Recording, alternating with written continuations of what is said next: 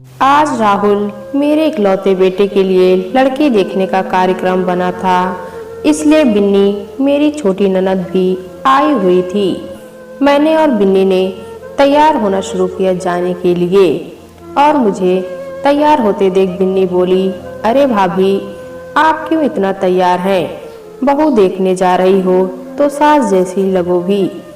अब हल्के रंग का पहनना शुरू करो और थोड़ा तैयार भी कम हुआ करो।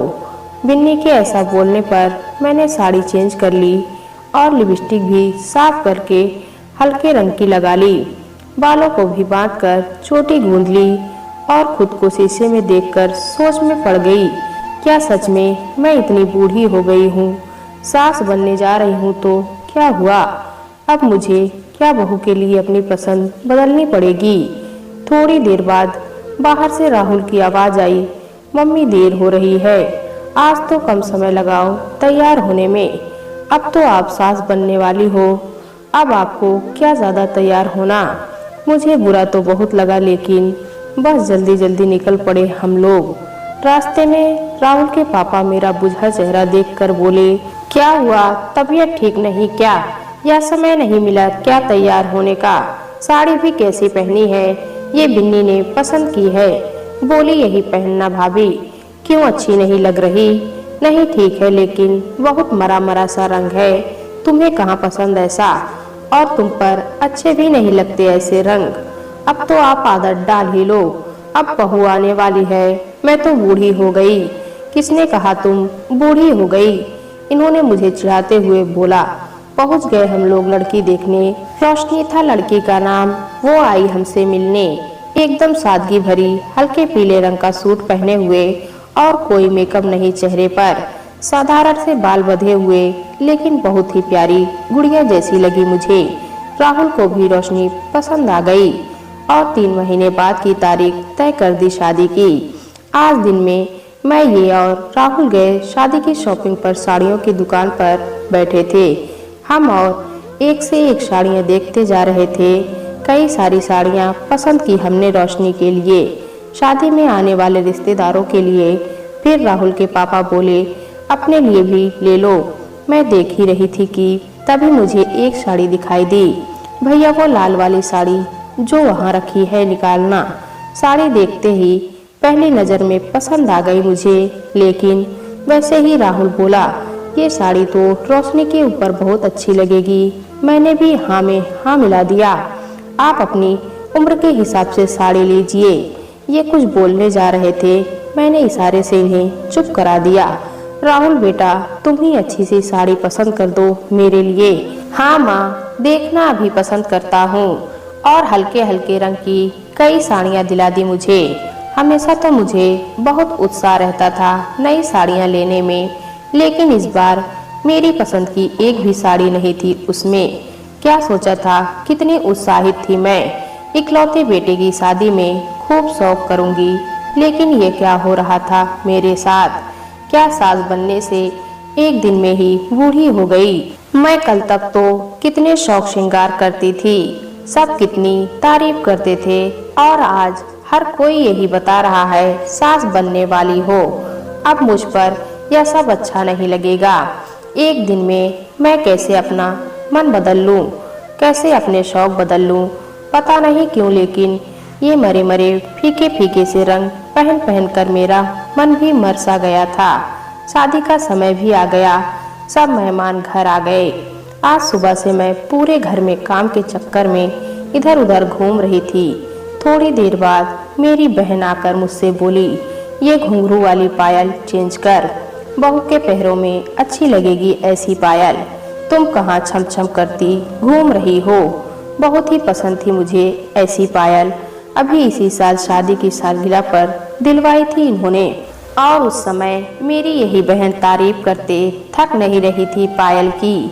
ऐसा मन में सोचते सोचते बदल ली पायल। फिर मैंने पूरी शादी में इसका ख्याल रखा कि ज़्यादा मेकअप ना हो और ना ही ज़्यादा खिले खिले चटकीले रंग पहनूं, ज़्यादा श्रृंगार ना करूं, सास जैसी दिखूं। हो गई शादी भी और रोशनी घर आ गई। जैसा हमने उसे पहले दिन देखा था, उसे वैसी ही थी वो, शांत और सादगी भरी। नई नई दुल्हन थी, फिर भी ज्यादा शौक श्रृंगार से दूर। उसे देख देख कर और भी मेरा मन ना होता सजने संवरने का। सोचती लोग क्या कहेंगे। आज मैं और ये राहुल की शादी के बारे में बातें कर रहे थे, तभी ये बोले, क्या हो गया है तुम्हें? तुम क्यों इतना बदल गई हो? ना अच्छे से तैयार होती हो, ना सजती संवरती हो। तुम्हारी पायल की आवाज से तो मेरी नींद खुलती थी सुबह सुबह, वो भी बदल ली तुमने। हाथों में भी ये कड़े पहन लिए। पहले कहाँ तुम मुझसे खुद कहती थी, चलो आज नई चूड़ियां दिलवा दो। मैंने अपनी उदासी छुपाते हुए बोली, अब मैं सास बन गई हूँ ना, इसलिए बदलाव जरूरी है। ये बोले, सास बनने से क्या पसंद बदल दोगी? लेकिन मैं क्या करूँ, जब भी रोशनी को देखती हूँ तो मन में यही आता है, वह तो बहू है और इतनी सादगी से रहती है, और मैं सास होकर उसके सामने ज़्यादा तैयार हूँ तो कैसा लगेगा? ये बोले तो वो रोशनी की पसंद है, लेकिन जो तुम्हें पसंद है वो तुम करो। और मैं सोच में पड़ गई थी, लोग क्या कहेंगे। कई बार तो कहीं जाने के समय रोशनी को देखकर मुझे कपड़े बदलने पड़ते, मेकअप कम करना पड़ता। आज दिन में सबके ऑफिस जाने के बाद मैं रोशनी को पुरानी फोटो दिखा रही थी। फोटो देखते देखते रोशनी बोली, मम्मी आपकी तो पहले से लेकर अभी मेरी शादी से पहले तक की कितनी अच्छी अच्छी फोटो है, कितना अच्छा मेकअप और कितनी सुंदर साड़ी पहनी है सब में, लेकिन ये मेरी शादी से आप में बड़ा चेंज आ गया। ऐसा क्यों? मैंने आपकी अलमारी में भी बहुत अच्छी अच्छी साड़ियाँ देखी है, लेकिन अब क्यों नहीं पहनती आप उन्हें? मुझे तो ऐसा लग रहा था जैसे किसी ने मेरी दुखती रग में हाथ रख दिया हो। थोड़ी आंखें भी नम हो गई मेरी।